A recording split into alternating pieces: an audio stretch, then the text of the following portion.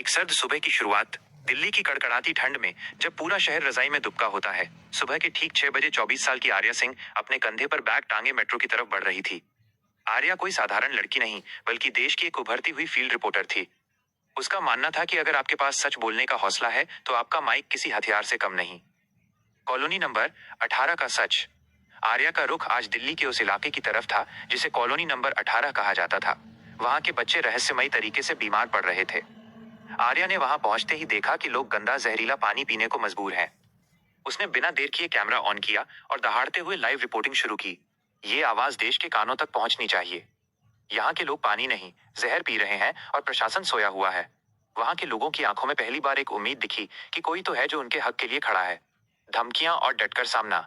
Report viral हुई तो हड़कंप मच गया। आर्या के पास धमकियों भरे फोन आने लगे।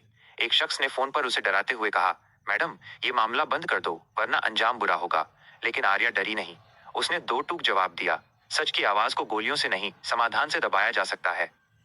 सरकारी दफ्तर में टक्कर। अगले दिन आर्या सीधे जल विभाग के बड़े अधिकारी के केबिन में जा पहुंची। अधिकारी ने बड़ी लापरवाही से कहा कि सिस्टम धीरे चलता है। आर्या ने तुरंत कैमरा ऑन कर दिया और सवाल दागा, सर, जब जनता का पैसा आपकी तनख्वाह में जाता है तब सिस्टम धीमा नहीं होता, तो उनकी जान बचाने के वक्त देरी क्यों? पूरे दफ्तर में सन्नाटा पसर गया। आर्या के इस तेवर ने प्रशासन को घुटनों पर ला दिया। जीत और एक नया संकल्प। आर्या के जुनून का असर ये हुआ कि 3 दिनों के भीतर नई पाइपलाइन बिछाई गई। बीमार बच्चे ठीक होने लगे। एक बुजुर्ग दादी ने भावुक होकर आर्या का हाथ पकड़ा और कहा, बिटिया, तू हमें नई जिंदगी दे गई।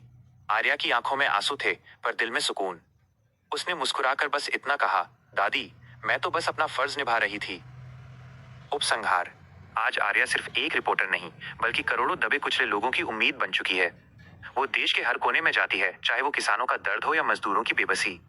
उसका मिशन साफ है, जब तक बदलाव नहीं आता, सच की ये आवाज गूंजती रहेगी।